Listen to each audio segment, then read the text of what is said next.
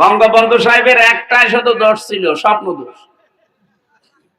সারা জীবন শুধু স্বপ্ন দোষ হয়েছে, যাই করেছে ওনার নাকি স্বপ্ন ছিল।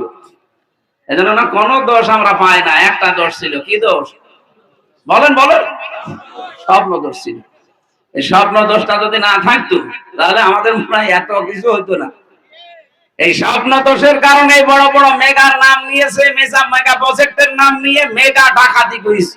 রূপপুর পারমাণবিক কেন্দ্র নাম শোনেননি? পাবনা। ওখান থেকে ৬১,০০০ কোটি টাকার উপরে মারিং কাটিং করেছে। এই স্বপ্ন দোষ হয়েছে যার, তার ছোট মেয়ে। আল্লাহর ওলিরা দুইজন তো পালিয়েছে, খালি বড়টার নাম নেওয়া হয়। ছোটটা যে কত বড় ডাকাত ছিল, ছোটটার মেয়ের নামে এখন দুদকে অনুসন্ধান চলছে আমেরিকায়। মনে হয় বংশটা সমস্যা। বংশ যেখানে যেখানে আছে চোর আর ডাকাত ছাড়া তো একটা ভালো বংশ পাচ্ছি না। বাইরের দেশে যে চুরি করা লাগবে, এদেশের বদনাম হয়ে যাচ্ছে না? এক কথায় জবাব হচ্ছে, যেই দলের নেতা জাহান্নামে যাবে, ওই দলের কর্মী যত আছে সব তার সাথে জাহান্নামে যাবে। এমন নেতার পেছনে ঘোরেন যে নেতার চরিত্র শয়তানের চাইতে খারাপ। রাত ৯টার পরে আর ঠিক মতো মাটিতে মা পড়ে না, রিকশা ছাড়া বাড়ি যেতে পারেনি। এক কথা বলছেন এখন? নামিয়ে দেবেন, খেজুর গাছে ধাক্কা দিয়ে বলবেন মিয়া ভাই সাইড দিয়ে। আর কতক্ষণ দাঁড়িয়ে থাকবে? ওরা যে খেজুর গাছ ও জানেই না, খান খেয়েছি তো ডাল লাল পানি। রব্বুল আলামিন বলেন, অবশ্যই আমি আল্লাহ নিজে এবং আমার যত ফেরেশতা আছে, মালাকুন না মালাইকা, যত ফেরেশতা আমি বানিয়েছি সবাই আমার নবীর উপরে দরুদ পড়ছে। ঈমানদার দাবি করতে চাও, তোমাদের দায়িত্ব দিলাম, সাল্লু আলাইহি, তার উপরে দরুদ পড়ো। কিভাবে পড়বা? ওয়াসাল্লিমু তাসলিমা, যেভাবে পড়া উচিত যথাযথভাবে। এই শব্দটা নিয়ে ব্যাখ্যায় পড়েছি কিভাবে আমাদের দরুদ পড়া লাগবে। বাংলাদেশে আমরা অনেকেই দরুদ নিয়ে ভেজালে আছি। কি এদেশে যে যেই দলে করে, যে যাই মতে আছে, ওই দলের দিকে, ওই মতের দিকে একটা আলাদা দরুদ বানিয়ে চালাচ্ছে।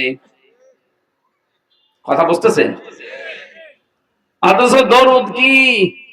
দরুদের ভেতরে যা পড়বেন ওইটা আপনার প্র্যাকটিক্যাল জীবনে থাকা লাগবে। এক নম্বরে মানুষ যখন আমরা এখানে বললাম আল্লাহুম্মা সাল্লি আলা, হে আল্লাহ তুমি রহমত নাযিল করো আলা মুহাম্মদ, মুহাম্মাদের উপরে, সঙ্গে সঙ্গে যেন আল্লাহ আমাদেরকে প্রশ্ন করছে যে মুহাম্মদটা কে।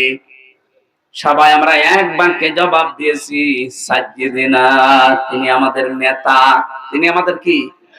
আরো জোরে বলেন কি? এটা কি দুনিয়ার বিষয় নেতা? না, এটা আখিরাতের সাথে সম্পর্কিত।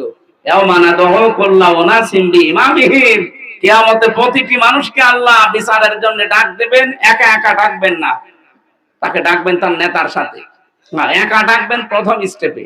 কুল্লুহুম আতিহি ইয়াউমাল কিয়ামাতি ফারদা, কিয়ামতের দিন প্রতিটি মানুষকে আল্লাহ প্রথমে ডাকবে তার একা একা, সামনাসামনি একা একা ডাকবে, আয় এখানে আয়, জীবন সম্পর্কে প্রশ্ন করবে। আর দ্বিতীয় স্টেপে এবার আর একা ডাকবেন না, এটা ছাড়া বানি ইসরাইলের ৭১ নম্বর আয়াত, প্রতিটি মানুষকে আল্লাহ ডাকবেন তার নেতার সাথে। কার সাথে?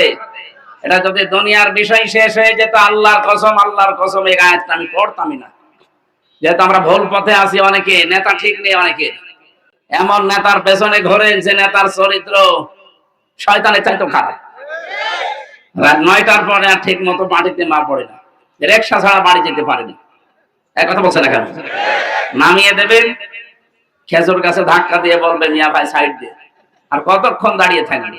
ওরা যে খেজুর গাছ ও জানেই না, খান খেয়েছি তো ডাল লাল পানি। এরকম নেতার পেছনে থাকা যাবে? হ্যাঁ, খুব চিন্তা ভাবনা করে চলবেন, কারণ কিয়ামতে ওর সাথে আপনাকে ডাকবে। সূরা হুদ, এদিকে তাকান, সূরা হুদ ১২ নাম্বার পারা, ১২ নাম্বার পৃষ্ঠা, প্রথম নাম্বার লাইনের ৯৮ নাম্বার আয়াত।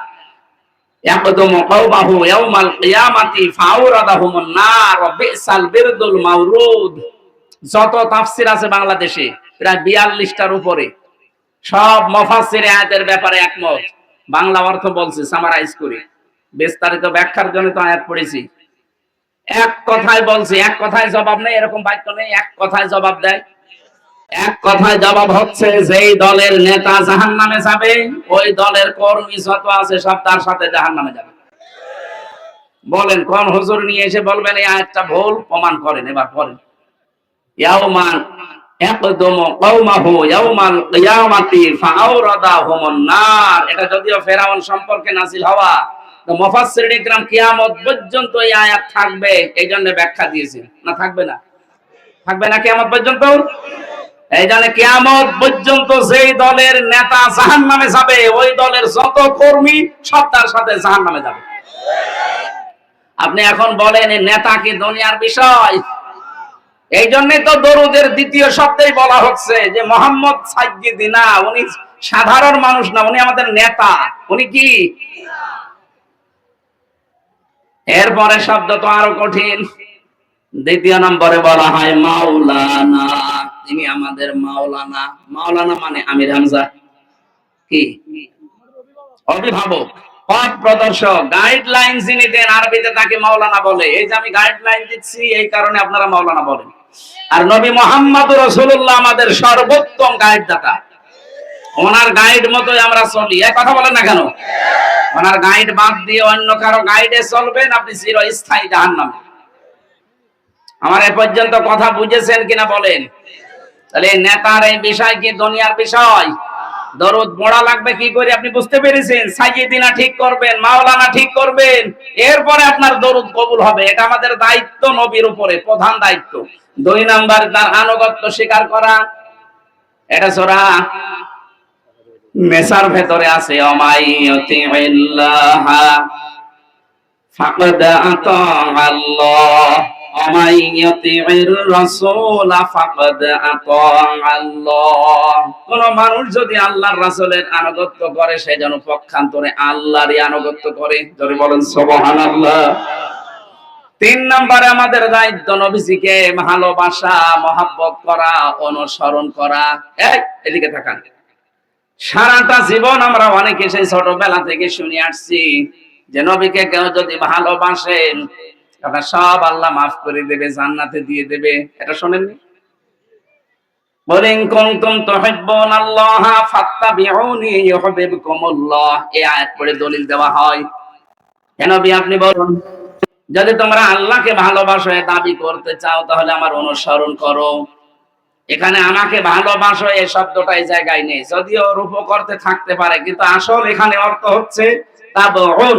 তাবউন মানে দেখে দেখে চলা। তাবউন মানে কি? একটা মানুষ সামনে যাচ্ছে, কিভাবে হাঁটে, কিভাবে হাত নাড়ায়, কিভাবে মাথা নাড়ায়, ওইভাবে দেখে দেখে ওইভাবে চলার নাম হচ্ছে আরবিতে তাবউন। তাহলে আল্লাহকে ভালোবাসিয়ে দাবি পূরণ করার জন্য দেখে দেখে চলা লাগবে। বাবাকে না নবীকে? অনেকে তো বাবাকে দেখে দেখে চলতো, যে আমার বাবা এই স্বপ্ন দেখেছে, আমিও এই নাই। বঙ্গবন্ধু সাহেবের একটাই শুধু দোষ ছিল, স্বপ্ন দোষ। সারা জীবন শুধু স্বপ্ন দোষ হয়েছে। যাই করেছে ওনার নাকি স্বপ্ন ছিল, এজন্য ওনার কোনো দোষ আমরা পাই না। একটা দোষ ছিল। কি দোষ? বলেন বলেন। স্বপ্ন দোষ ছিল। এই স্বপ্ন দোষটা যদি না থাকতো, তাহলে আমাদের মনে হয় এত কিছু হতো না। এই স্বপ্ন দোষের কারণে বড় বড় মেগার নাম নিয়েছে, মেগা প্রজেক্টের নাম নিয়ে মেগা ডাকাতি করেছে। কালকে আমিরে জামাত ডক্টর শফিকুর রহমান হাফিজাহুল্লাহ, উনি আমাদের কুষ্টিয়া ছিলেন। উনি বলছিলেন এদেশে যত মেগা প্রকল্প চালু করেছে সব জায়গায় মেগা ডাকাতি করেছে। রূপপুর পারমাণবিক কেন্দ্র নাম শোনেননি? পাবনা। ওখান থেকে ৬১,০০০ কোটি টাকার উপরে মারিং কাটিং করেছে। এই স্বপ্ন দোষ হয়েছে যার, তার ছোট মেয়ে। আল্লাহর ওলিরা দুইজন তো পালিয়েছে, খালি বড়টার নাম নেওয়া হয়। ছোটটা যে কত বড় ডাকাত ছিল, ছোটটার মেয়ের নামে এখন দুদকে অনুসন্ধান চলছে আমেরিকায়। মনে হয় বংশটাই সমস্যা। বংশ যেখানে যেখানে আছে, চোর আর ডাকাত ছাড়া একটা ভালো বংশ পাচ্ছি না। বাইরের দেশে যে চুরি করা লাগবে, এই দেশের বদনাম হয়ে যাচ্ছে না?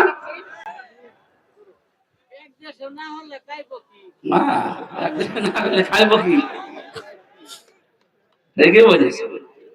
আল্লাহর ওলি বুঝে হয়েছে। আমরা না খেয়ে মরি। এই যে লোকটা চেহারার দিকে তাকান তো, মনে আছে সারাদিন খাইনি। আর তাদের খাবারের কোনো অভাব নেই।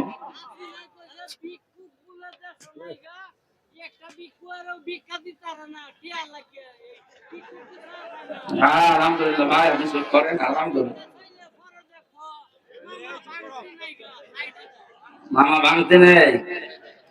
আমার ভাইরা, আমি যে কথা বলার জন্য পর্যন্ত আসলাম, রাসূলকে শুধু ভালোবাসাই, এ আলগা ভুয়া ভালোবাসা মেকি মহাব্বত করা না, আমাদের অনুসরণের মাধ্যমে প্রমাণ দেওয়া লাগবে।